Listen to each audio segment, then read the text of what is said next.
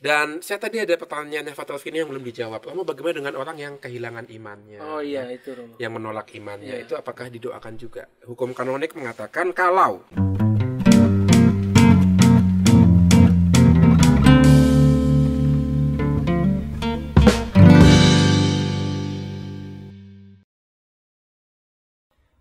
Halo sobat-sobat perjalanan, kembali lagi bersama podcast Sahabat Seperjalanan di channel YouTube Project. Yes. Oke, hari ini kita kembali lagi bertemu dengan saya, Frater Vino, dengan sebelah saya ini pendoa sejati, Frater Jason. ya pendoa Dan sejati. Dua-duanya pendoa sejati. Wes. Ya.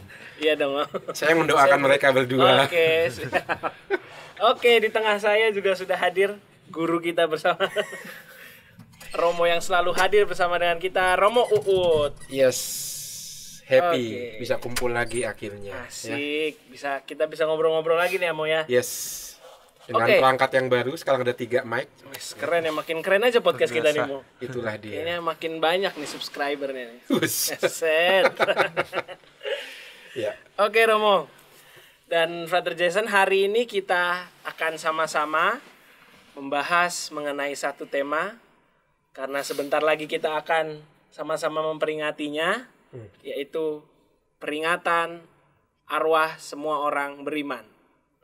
Nah, karena kita membahas arwah nih ya, kita udah pakai pakaian yang gelap-gelap nih, Iya. supaya kita semakin mendukung suasananya nih, Iya. membahas tentang arwah nih Romo. Ya, sebab gelap itu bukan berarti negatif, tapi misteri ya. Tidak penuh bisa misteri ya. ditembus oleh mata manusiawi saja. Nah, itu simbol gelap tuh begitu. Ya, Atau itu tidak dia. hanya kekelaman saja Romo. Bukan hanya kelam, itu misteri itu. Wah, itu. Iya, iya. Kamu kok warnanya sama kayak belakangmu Iya, itu. agak nyaru sih sebenarnya. Agak nyaru ya. Warnanya. Kulitmu juga. Aduh, jangan. Semoga nggak terlalu gelap ya yang lihat ya. Oke. Nah, Romo Ya. dan Frater Jason, ini kan kita sudah mau sebentar lagi memperingati tentang peringatan semua arwah semua orang beriman. Nah, banyak pertanyaan-pertanyaan yang muncul nih Romo, khususnya kita sebagai seorang imam dan frater ini kan pasti akan mendapat banyak pertanyaan khususnya tentang arwah ini Romo. Ya. Nah, sebenarnya kenapa Romo? Mengapa gereja Katolik sungguh memberikan penghormatan kepada arwah semua orang beriman, dan sebenarnya siapa itu Romo? Arwah orang beriman. Dan kenapa kita perlu mendoakannya Romo? Kan padahal dia kan udah nggak bersama kita lagi nih Romo ya. Iya. Sudah terpisah hidupnya, alamnya. Iya. Kenapa itu Romo? Iya. Kenapa ya? Yang pertama jelas karena itu dipraktikkan sejak abad pertama, abad kedua. Jadi tua sekali itu ya. Jadi lebih tua dari usia kita masing-masing dijumlahkan, karena itu dipraktekkan 2000 tahun yang lalu itu. Jadi tradisi yang sudah sangat tua. Dan kita tahu kalau itu tradisi yang sudah sangat tua, berarti tidak mudah begitu saja dihilangkan ya, karena berarti tradisi ini sudah dekat dengan hidup para rasul, dekat dengan hidup gereja perdana. Dan kalau kita buka tulisan bapak-bapak gereja, mulai dari Tertullianus yang hidup di abad kedua, lalu juga ada Cyprianus, bahkan Santo Agustinus sendiri menulis itu ya. Misalnya Santo Agustinus, dia mengatakan, aku mendoakan arwah Santa Monica ibunya. Santo Agustinus itu sudah mengatakan itu ya. Lalu Tertullianus juga bilang begini, Tertullianus bukan seorang santo, tapi seorang teolog pertama dari gereja barat. Dia mengatakan begini, kalau seorang istri tidak mendoakan jiwa suaminya yang meninggal, itu sama saja dia sudah menceraikannya. Jadi begitu tuh Tertullianus. Dengan kata lain, praktek mendoakan jiwa-jiwa ini walaupun kita saat ini saja memikirkan mengapa, tapi sudah dipraktekkan. Jadi ada prakteknya dulu, baru kemudian kita mencari alasannya apa. Nah, alasannya adalah begini. Gereja itu kan persekutuan umat beriman ya. Dan gereja sebagai bunda itu memberikan buah-buah rohani tidak saja ketika kita masih hidup itu. Tapi ketika kita sudah wafat pun bunda gereja masih memberikan anugerah rohani itu. Kok bisa? Mau bisa. Karena gereja itu kan tubuh mistik Kristus dan Yesus sang kepala ya. Jadi ketika gereja bersatu dengan sang kepala, maka mengalirlah anugerah itu dari Allah kepada kita anggotanya melalui gereja. Dan gereja tidak hanya di dunia ini, kita juga mengenal ada gereja yang sudah jaya di surga. Jadi persekutuan kita dengan seluruh anggota gereja itu tidak terbatas hanya kepada yang masih hidup. Mereka yang sudah meninggal pun masih bisa mengalami anugerah dari doa-doa kita karena persekutuan dalam gereja itu sampai akhir zaman. Nah, itu alasannya mengapa kita bisa dan masih mendoakan jiwa-jiwa. Karena itulah panggilan kita sebagai orang yang dibaptis. Artinya kita dipanggil itu tidak hanya untuk diri kita tapi juga untuk orang lain, juga untuk yang sudah meninggal. Dan itu kita buat karena persekutuan dengan anggota gereja yang juga sudah meninggal. Itu sebabnya kan dalam doa syukur agung yang kedua khususnya kan disebutkan ya, ingatlah saudara-saudari kami yang sudah berpulang. Ini praktik yang sangat lama ini. Dan itu sebabnya mengapa gereja Katolik melakukan itu. Jadi tenang saja ya, Jason, Pino, sudah dibaptis kan? Sudah, Romo. Kalau kita nanti sudah dipanggil Tuhan ya, tenang. Akan ada banyak orang yang mendoakan yang ada dalam gereja gitu. Jadi saya ada yang mendoakan nanti kalau saya meninggal ya gitu loh gitu. Jadi yakin ada yang mendoakan yaitu gereja. Itu ada jaminannya. Berarti kita berdasar sama tradisi dan bagaimana tradisi dan persekutuan. Ya. Sebagai anggota gereja yang nggak akan pernah selesai dengan berakhirnya hidup di dunia ini. Antara dunia yang sekarang dengan dunia yang akan sudah datang. Semakin jaya. Iya, gereja yang jaya di surga itu ya. Jadi ada alam sutra, alam sutra. Beda itu paroki. Beda itu paroki. Ya. Paroki. Ada alam di dunia ini, ada alam gaib. Iya. Yang misteri itu ya, itu dia. Kok alam sutra sih? Ya. Oke, terima kasih Romo. Dan ya Romo, berbicara dengan arwah ini kan Romo. Iya. Apakah arwah yang beriman ini Romo, apakah itu juga kita mendoakan arwah yang mohon maaf misalnya waktu meninggal dia imannya tuh tidak ada gitu Romo. Jadi dia tidak beriman akan Tuhan dan ya kadang kan kita suka tahu ataupun menangkap kayak ada roh-roh yang gentayangan. Apakah itu juga yang termasuk yang didoakan Romo? Iya. Roh gentayangan. Pernah lihat Jason? Wah, puji Tuhan belum Romo. Wah, kamu harus ngalamin Jason. Itu membuktikan ada kekekalan jiwa itu. Jangan.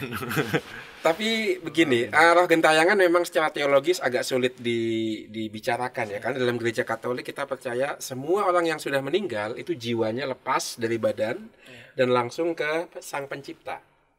Jadi kalau ada pengalaman akan roh gentayangan, nah ini lapangan baru, lahan baru untuk teologi. Ada roh yang gentayangan. Ajaran gereja mengatakan itu nggak mungkin begitu. Apakah roh gentayangan itulah? Kalau ajaran gereja mengatakan tidak mungkin ada roh gentayangan, maka sulit dibicarakan. Tapi bisa jadi roh gentayangan itu sebenarnya adalah seperti semacam kerinduan dari jiwa yang sudah berpulang, tapi kerinduan itu masih ada jejaknya di dunia ini gitu loh. Kayak semacam kenangan gitu ya. Dia ada unfinished business. Ya, seperti itu ya. Nah, itu sebenarnya bukan jiwanya sendiri ya. Tapi bisa dikatakan entah jejaknya dia, entah kenangannya dia. Kenangan kan punya energi ya. Kenangan tuh punya energi. Betul nggak? Kamu percaya nggak kenangan punya energi, Vin? Iya dong. Apa? Karena kalau kita nggak punya kenangan ya susah juga sih. Betul kan ya? Kalau nggak ada kenangan nggak diingat sama orang. Kayak film ini Romo, Koko Romo. Oh, saya belum nonton. Oh, belum nonton. Itu tentang kenangan Romo. Oh gitu ya, padahal dia sudah ke dunia orang mati jadi, gitu ya. Ada arwahnya kalau nggak didoain itu, kalau dia dilupakan tuh ada namanya dia tuh benar-benar hilang gitu Romo. Di surga pun maksudnya di tempat alam yang lain tuh dia pergi gitu aja karena sudah tidak dikenang Romo. Iya, tidak ada yang mengenang dia. Tidak ada yang mendoakan dia. Justru karena dengan kenangan dan doa-doa dari orang-orang yang masih ada di dunia ini yang masih mengingat dia, justru dia juga tetap ada di hidup sana. damai dan masih bisa terhubung dengan Iya. orang-orang di sana sih Romo. Iya, betul. Nah, itu film Koko seperti itu ya. Walaupun secara teologis bisa kita pertanyakan apakah jiwa kekal itu karena kita kenangkan. Nah, itu tentu bisa diperdebatkan, tapi yang pasti kenangan seperti yang diceritakan Vino tadi punya energi itu ya. Misalnya Jason ya. Jason sebelum masuk seminari kan punya mantan ya. Ya saya yakin dia nggak punya ya. Tapi dia punya kenangan gitu. Kenangan itu bisa membangkitkan energi kan. Entah energi positif, entah energi negatif ya. Energi positif misalnya apa? Misalnya saya mengenangkan orang tua saya yang ada di rumah. Ketika saya masih hidup, tapi ketika saya kenang masa-masa indah bersama orang tua saya happy lagi. Saya semangat lagi. Itu kan energi ya. Sebaliknya kenangan buruk itu memberikan energi negatif. Nah, saya punya teori roh gentayangan itu adalah kenangan mereka, adalah memori mereka yang masih ada di dunia ini, unfinished gitu ya. Nah, bisa jadi seperti yang dikatakan Father Vino, itu minta didoakan ya. Jadi kenangannya bagaimana diselesaikan yang kalau negatif ya. Jadi minta didoakan kalau ada energinya yang masih kita rasakan di dunia ini karena kenangannya yang begitu kuat dan misalnya unfinished berarti belum selesai, sifatnya negatif ya. Nah, itu bisa kita selesaikan dengan doa. Bisa kita bawa, Tuhan tolong bantu untuk diselesaikan jiwa saudara saya ini yang rupanya masih punya hal-hal yang belum selesai di dunia ini. Itu bisa kita doakan. Tetapi jiwanya sudah di sana. Tapi kan jiwanya belum komplit karena ada jiwa itu apa sih? Dalam ajaran Gereja Katolik, jiwa itu tempat di mana kenangan juga ada. Nah, kalau kenangannya masih ketinggalan di dunia, berarti kan belum dibawa pulang tuh ke jiwanya tuh. Nah, dengan doa kita bisa membantu supaya kenangannya kembali ke jiwanya. Jadi teori saya ya, karena Gereja Katolik nggak percaya sama roh gentayangan. Teori saya roh gentayangan adalah kenangan-kenangan yang belum ikut sama jiwanya yang sudah ada di alam baka sana. Begitu. Bisa kita bantu dengan doa. Berarti kekuatan doa itu sangat kuat ya Romo. Oh, luar biasa. Apalagi doa dalam kesatuan dengan gereja. Wah, itu luar biasa. Makanya yang namanya eksorsis. Iya Romo. Eksorsis dalam arti besar gitu ya, itu hanya bisa dibuat oleh orang yang diutus uskup atas nama gereja. Karena di belakang dia ada kekuatan doa seluruh gereja tuh. Nggak bisa individu gitu. Maka kekuatan doa dalam gereja itu luar biasa kuatnya. Itu dia. Maka itu yang mau kita buat nanti ya di bulan November tanggal 1 dan tanggal 2 terutama ya. Begitu Father Vino. Oke Romo. Saya lama-lama merinding juga nih. Oh ya, saya juga merinding. Kamu merinding, saya merinding. Agak mistis nih kita bahasa ya. Agak orang arwah-arwah nih. Iya. Takutnya ya semoga arwah-arwah di sini baik-baik aja. Kan udah di atas sana pasti kan. Ya. Kenangannya mungkin yang masih ketinggalan ya. Oke Romo. Iya Romo, itu ya semoga saya bisa semakin mau untuk mendoakan arwah-arwah ini Romo. Itu tugas kita orang yang dibaptis, mendoakan. Betul Romo. Iya, karena doa ekaristi kan juga di situ ada selalu ya untuk jiwa-jiwa yang sudah berpulang. Itu tugas kita itu. Ya. Mo. Yes. Ngomong-ngomong soal doa nih dan juga arwah ini. Saya tuh teringat dengan Rasul Paulus ya yang mengatakan bahwa ada kebangkitan gitu, ada kebangkitan badan, bahwa kalau tidak ada kebangkitan badan, maka sia-sialah pengharapan kita akan Kristus gitu, dan sia-sialah iman kita. Nah, ini menariknya dalam bacaan yang nanti akan kita dengarkan pada hari peringatan itu, saya udah baca-baca sedikit. Itu hebat. Ada, betul kamu berdoa. Iya kan benar kan berdoa. Ya berdoa. Ahli kitab suci juga. Yang itu bukan ahli Taurat ya. Lanjut. Iya. Karena di sini yang menariknya udah dibahas bahkan sebelum Paulus udah dibahas tentang kebangkitan itu Romo. Iya. Di dalam 2 Makabe contohnya di bacaan pertama. Iya. 2 Makabe 12 ayat 44 saya bacakan ya. Iya.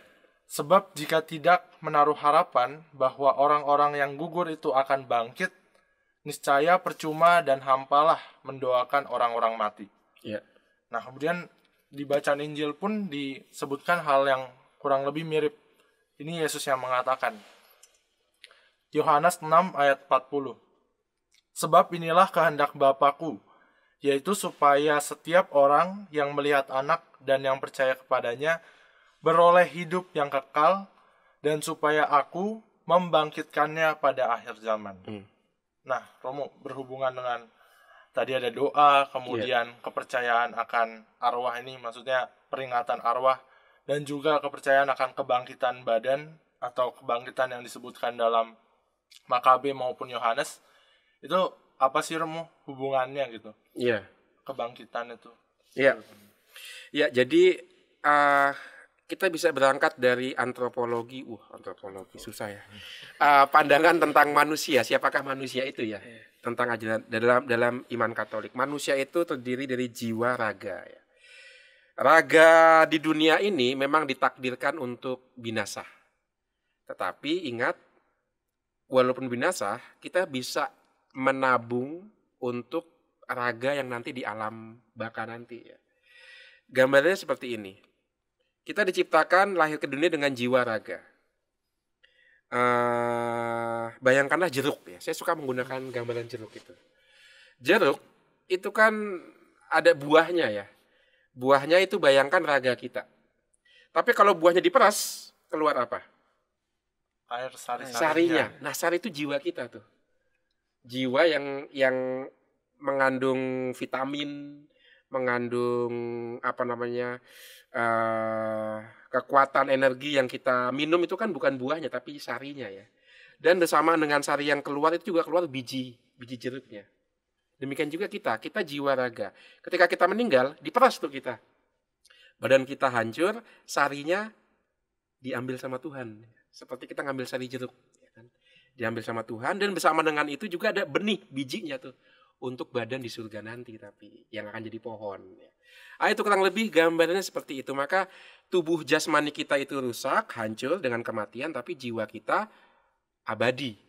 Dan dari jiwa itu nanti akan muncul tubuh rohani, seperti biji jeruk tadi ya. Jadi tubuh rohani itu adalah tubuh yang cocok sama jiwa kita. Selama kita hidup di dunia kan jiwa sama tubuh kadang-kadang nggak cocok ya. Kadang-kadang jiwa kita mau berbuat baik gitu kan, mau nolong Father Vino gitu kan, tapi Vino karena dulu pernah menyakiti saya gitu kan. Aduh dia nggak mau ditolong. Saya kayaknya nyakitin orang terus. Jadi jiwa saya mengatakan tolonglah Vino, dia lagi butuh bantuanmu. Tapi saya karena saya ingat saya pernah dilukai oleh dia. Lihat, jiwa saya ingin melakukan sesuatu tapi badan saya melakukan hal yang lain. Nah, itu badan di dunia seperti itu. Nanti badan rohani yang muncul dari jiwa itu klop, antara jiwa sama tubuh itu klop. Apa yang dikehendaki jiwa itu yang dibuat tubuh. Nah, itu nanti kebangkitan badan, kita memiliki badan yang klop, yang sinkron, yang sinergi sama jiwa kita. Nah itu, tapi itu badan yang nanti di dunia yang akan datang. Nah, lalu Romo sambil nunggu kebangkitan badan gimana dong Romo jiwa kita? Nah, jiwa kita itu ada di yang namanya tempat penantian. Dalam bahasa Ibraninya apa tuh tempat penantian? Ini pasti tahu lah. Tempat penantian tuh api Kuliah penyucian kemarin. itu loh. Iya, api penyucian itu setelah berikutnya. Tapi tempat penantiannya. Iya. Purgatorium bukan? Itu sama api penyucian sama. Oh, sama ya? Iya. Oh, ada lagi, Rom. Ada lagi. Baru apa tahu saya. Jason? Apa ya? Wah, Sheol. Sheol itu tempat penantian itu Sheol namanya. Nah, itu. Itu ada dalam kitab buku-buku di abad pertama ya, tahun 70-an, 90-an. Kitab apokrif kenaikan Nabi Yesaya disebut tuh. Adanya Sheol untuk orang baik, ada Sheol untuk orang jahat. Jadi sebelum nanti mendapatkan destinasi final ya. Jiwa orang baik masuk surga, jiwa orang jahat masuk neraka, orang nunggu di namanya Sheol. Ada dua kabin tuh istilahnya ya. Kabin Sheol untuk jiwa-jiwa yang baik dan kabin Sheol untuk jiwa-jiwa yang jahat. Nah, ini sudah ada sejak dekat dengan zaman gereja perdana. Tahun 90-an lah kurang lebih sudah ada tulisan seperti itu. Dari sini kemudian berkembang menjadi purgatorium. Sheol untuk orang baik itu yang kemudian disebut tempat penantian, sekarang berkembang menjadi yang namanya purgatorium. Jadi jangan dibayangkan api penyucian itu tempat yang ada apinya, enggak. Api itu metafora atau simbol. Karena api fungsinya apa? Memurnikan salah satunya, ya kan? Emas dimurnikan dengan api, perak dimurnikan dengan api. Demikian juga kalau gandum itu kan dibakar supaya nanti dapat matang gitu kan ya. Iya, Romo. Enak gitu kan. Maka api juga memurnikan supaya daging enak. Demikian juga jiwa supaya enak. Nggak dimakan tapi dimurnikan itu di tempat penantian itulah jiwa itu dimurnikan. Maka api sebenarnya metafora saja untuk pemurnian jiwa. Bagaimana jiwa dimurnikan di Sheol? Yaitu dengan merindukan ya. Jadi nama tempat penantian, berarti dia menunggu. Tapi karena dia hanya tinggal jiwa dan dia melihat betapa mulianya Yesus, itulah kerinduan jiwaku, kan ada lagunya ya. Yesus kekasih jiwaku. Tuh kan jadi nggak seram kan ngomongin jiwa pakai nyanyi. Jadi di tempat penantian tuh jiwa tuh melihat kekasihnya Yesus, tapi dia belum bisa ke sana. Nah, semakin besar kerinduan, semakin dimurnikan jiwa itu. Karena sekarang lama-lama satu-satunya yang diinginkan hanya Yesus. Itulah yang disebut jiwa yang dimurnikan. Hanya Yesus yang kuinginkan. Itulah pemurniannya di situ ya. Nah itu perkembangan purgatorium seperti itu. Nah ada orang yang sudah kemudian nanti diizinkan untuk dimurnikan. Ada juga yang sudah tanpa tempat penantian langsung naik ke surga dengan jiwa raganya, itu ada. Ingat dalam kitab suci ada loh jiwa-jiwa yang naik ke surga tanpa harus turun ke tempat penantian. Yang dinaik ke surga dengan jiwa dan raganya ada tuh. Elia, Romo. Elia, hebat, nggak salah kamu mengatakan ya. Saya Ahli kitab beri suci. kesempatan Jason menjawab. Iya karena kamu dasar. Terima kasih. Ya. Elia, tapi siapa lagi selain Elia dalam perjanjian lama? Ada Henok. Henok juga ya, ini maklum kuliah kemarin Oh masih ingat iya, ya. masih fresh ya. Masih fresh ya. masih- Henok ya kan, Elia. Dan iya. dalam gereja Katolik siapa? Pasti kamu tahu lah. Dalam gereja Tiap Katolik 15 Agustus dirayakan. Pelindung gereja katedral. Santa Maria diangkat ke Yes, surga. itu dia. Udah tahu tapi pengen bikin tegang aja kan. Ya. Oh ini kayaknya brother nggak bisa jawab. Tapi bisa. Bisa. Jadi sebenarnya Vino itu tahu tapi dia pengen Iya. tegang aja. Nah itu dia. Jadi Maria diangkat ke surga. Maria, Bunda Maria, Henok, Elia itu tidak turun ke tempat penantian ke Sheol, tapi langsung jiwa raganya. Jadi ada beberapa pengecualian. Nah itu. Jadi begitu Jason ya. Jadi jiwa-jiwa ketika meninggal terpisah dari badannya, lalu dia turun ke Sheol tempat penantian. Yesus pun seperti itu. Yesus ketika meninggal wafat, dia dikatakan dalam kredo kita dikatakan kan, yang turun ke tempat penantian. Nah itu, kredo mengatakan ada tempat penantian. Itulah api penyucian. Jadi Yesus turun ke tempat penantian di sana mewartakan Injil dan juga mengatakan Yesus adalah penguasa baik dunia orang hidup maupun dunia orang mati. Nah itulah mengapa dia turun ke tempat penantian. Mau mengatakan ini wilayah saya loh. Nah, itu jadi orang Katolik nggak pernah takut sama arwah. Karena arwah itu ada di bawah kendali Tuhan Yesus juga. Maka jangan takut ya sama arwah-arwah itu. Wah itu mah kita malah harus mendoakan dia. Begitu Jason, antara kebangkitan, penantian, dan apa tadi iman akan Yesus ya. Karena Yesus pernah turun ke tempat penantian dan dia naik kembali ke surga jiwa raganya, menembus 7 langit yang ada di atas. Iya, Romo. Jadi ngomongin jiwa udah bukan yang mistis-mistis apa Iya ya, gimana. nggak mistis kan ya. Jadi lebih berpengharapan. Lebih berpengharapan, betul. Itu karena penantian kan berarti mengharapkan ya. Begitu. Jadi tenang aja ketika kita meninggal ya. Kita sudah disediakan tempat, baik di tempat penantian dan terutama di rumah Bapakku ada banyak tempat gitu. Nah itu. Begitu Vino dan Jason ya. Itulah nanti yang akan kita rayakan tanggal 1 dan kita doakan tanggal 2. Yes. Ada lagi yang mau dikonfrontir? Oke. Gini Romo. Iya. Ini masalah teknis aja sih Romo. Oh, teknis. Kenapa? Bagaimana? Penetapan kalender liturgi gitu Romo. Kan peringatan arwah semua orang beriman ini dekat dengan hari raya semua orang kudus. Iya. Itu tanggal 1 hari raya semua orang kudus, terus kita juga kenal apa peringatan arwah semua orang beriman ini tanggal 2 Nah, kenapa letaknya didekatkan gitu Romo? Dan apakah ada hubungannya antara kita mendoakan hari raya semua orang kudus dengan peringatan arwah semua orang beriman? Iya. Apakah maknanya punya arti yang sama atau bagaimana atau berbeda Romo? Oh iya, beda jelas ya. Justru mau mengatakan sebenarnya ini peristiwa yang akan kita rayakan besok ini itu sangat eklesiologis, artinya sangat terpusat pada kita sebagai anggota gereja ya. Seperti saya katakan tadi, gereja itu juga ada gereja yang jaya, para kudus. Mereka yang sudah melewati berbagai macam pemurnian selama hidup di dunia ini. Para kudus itu kan para martir sebenarnya. Jadi dulu yang disebut kudus itu semua orang yang dibaptis. Maka mahkota dari pembaptisan adalah menjadi martir itu. Dibaptis kan berarti mengikuti Yesus ya. Baik sengsara, wafat maupun kebangkitannya. Maka puncak dari pembaptisan, puncak dari mengikuti Yesus adalah kemartiran ya.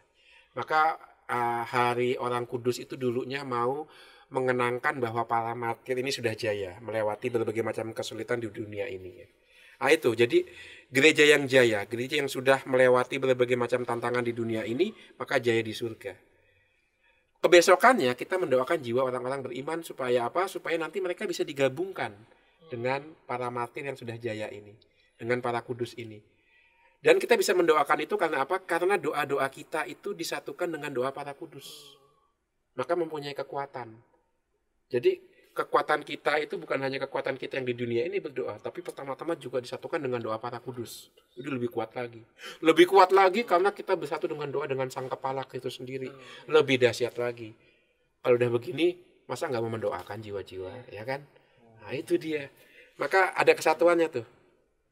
Dan saya tadi ada pertanyaan Fatal Vini yang belum dijawab. Romo, bagaimana dengan orang yang kehilangan imannya? Oh iya, itu Romo. Yang menolak imannya, itu apakah didoakan juga? Hukum kanonik mengatakan kalau orang itu menunjukkan tanda-tanda pertobatan sebelum meninggal, doakan.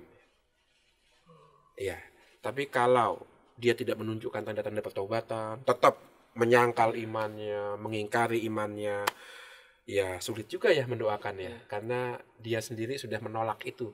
Dan ketika menjelang ajalnya pun masih tetap ngeyel gitu ya.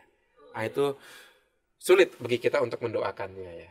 Kita mendoakan keluarganya saja ya, supaya tetap punya harapan bagi kehidupan mereka di dunia ini. Nah itu sih, seperti itu Vino. Jadi lalu bagaimana dengan orang yang bunuh diri Romo? Ya kan? Tetap didoakan.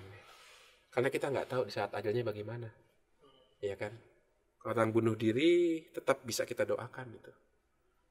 Karena mungkin detik-detik terakhir dia menunjukkan penyesalan, pertobatan, dan seterusnya. Jadi tetap bisa didoakan itu. Begitu, sedih lagi kita ya. Iya.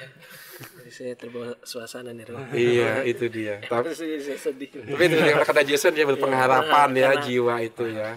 Kita punya harapan itu maka kita semakin percaya kalau kita juga saling mendoakan satu sama lain. Betul. Lah kalau doa punya efek untuk hidup kita di dunia, maka dia juga punya efek untuk hidup jiwa-jiwa itu kan. Ya. Karena dalam gereja Katolik jiwa itulah tempat kenangan, tempat pengambilan keputusan, tempat keinginan, tempat kehendak itu di jiwa tuh. Iya, maka latihlah jiwa kita supaya nanti sebelum ajal keinginan kita itu hanya satu, yaitu Yesus. Itu jadi nanti cepat di tempat penantian nggak lama-lama ya gitu. Iya.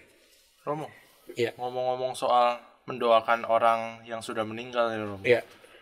Aku tuh jadi teringat dengan yang di sekitar kita ini bahwa ada tradisi-tradisi, ada kebudayaan di Indonesia terutama kan banyak suku-suku, banyak kebudayaan gitu. Misalnya kayak tradisi ngaben di Bali atau di Tanah Toraja ada yang udah misalnya mayat yang udah beratus-ratus tahun kemudian sebagai ungkapan hormat pada leluhur nanti mayat itu akan dikeluarkan lagi dari kuburnya untuk kemudian didandani gitu.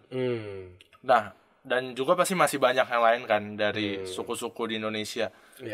Nah sebenarnya apa sih Romo kayak apakah itu juga bisa disebut sebagai doa terhadap bagi orang yang sudah meninggal, atau mungkin juga apa sih perbedaannya gitu dengan yang Ya, ini menarik.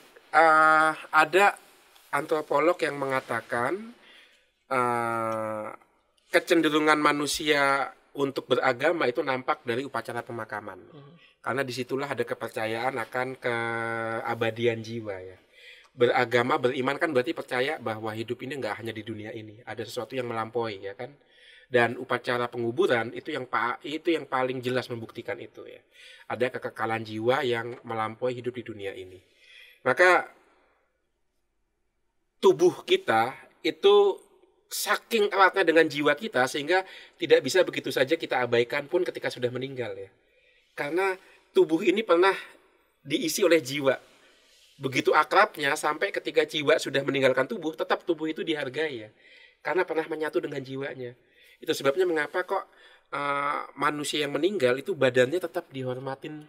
Ya karena pernah dekat. Itu seperti foto ibu kita atau orang tua kita ya. Itu kan hanya foto, tetap aja di situ mengungkapkan wajah orang tua kita. Itu baru foto, apalagi badan. Pasti lebih dihormati. Nah itu, maka kebudayaan lokal justru memperkuat iman kita ya. Bahwa tubuh ini dulu pernah dihidupi oleh jiwa dan tetap harus dihormati bukan karena tubuhnya, tapi karena jiwanya pernah melekat, pernah bersatu dengan tubuh itu ya. Tetap dihormatin karena disitulah yang mengatakan ini tubuhnya si A yang sekarang sudah jiwanya di sana. Nah itu, maka upacara-upacara ngaben, lalu juga yang ada di Toraja, itu mengungkapkan keyakinan akan keabadian jiwa. Maka bisa membantu kita untuk mendoakan juga. Dan itu doa itu lebih menunjukkan hormatnya kan ya, hormat kepada yang dulu pernah hidup dan sekarang sudah meninggal. Nah itu memang tidak persis sama, tapi paling tidak menunjukkan kepercayaan akan keabadian jiwa. Dan yang kedua bisa mendukung apa yang mau kita rayakan nanti dan yang mau kita buat, mendoakan jiwa-jiwa, bisa membantu kita untuk memperkuat doa kita bagi jiwa-jiwa. Persis itu, betul itu Jason. Ya. Ya, Romo. Begitu? Baik Romo. Sudah ada tanda-tanda ya? Sudah ada pencerahan yang kita dapatkan. Ya? Semoga ya Romo dan Father Jason kita semakin bisa memahami apa yang kita imani ini, apa yang kita laksanakan sebagai tradisi untuk semakin menghormati arwah-arwah orang beriman. Dan semoga teman-teman yang menonton ini, Bapak, Ibu, atau teman-teman muda yang nonton podcast kali ini, semakin semoga bisa memaknai, mendoakan arwah orang beriman tuh bukan hanya kita doakan dia mungkin kita karena takut atau apa, tapi karena punya makna dan kita masih mendukung dia untuk bisa nanti sampai menuju kepada Allah itu sendiri ya Romo. Oke Romo, kita sudah berada di penghujung podcast kita. Mungkin Romo ada insight sedikit menginspirasi kita. Ya, ada 3 hal. Yang pertama, Hari Orang Kudus dan doa bagi arwah orang beriman mengingatkan kita akan tujuan kita, kemana kita hidup. Tidak di dunia ini, tapi mengarah kepada persatuan dengan Allah Tritunggal sendiri. Itu tujuan kita. Dan itulah kemana jiwa-jiwa pergi. Itu yang pertama. Yang kedua, kalau demikian, maka hidup kita di dunia ini jangan berhenti pada yang material ya. Gunakan yang material untuk keselamatan jiwa kita. Nah, itu yang kedua. Yang ketiga, dan kalau ada jiwa-jiwa yang sudah mendahului kita, doakan agar mereka semakin dimurnikan, mereka memiliki satu keinginan berjumpa dengan Yesus. Itu doa-doa kita. Maka hari arwah membuat kita tidak lagi ketakutan seperti yang dikatakan Jason tadi ya, tapi berpengharapan ya. Jangan takut sama yang roh-roh kuntayangan. No, itu di bawah kendali Yesus semuanya. Tapi justru membuat kita ingin mendoakan mereka yang sudah berpulang. Ya, itu. Oke. Terima kasih. Yes. Romo, terima kasih Father Jason, Father Vino. Oke, Romo, sama-sama. Sama-sama. Baik teman-teman, kita sudah berada di akhir. Jangan lupa untuk selalu senantiasa menyaksikan episode-episode di podcast Sahabat Seperjalanan. Bye-bye. Jangan lupa subscribe, like, dan komen. Dan like. Oke. Terima kasih. Thank you. Thank you.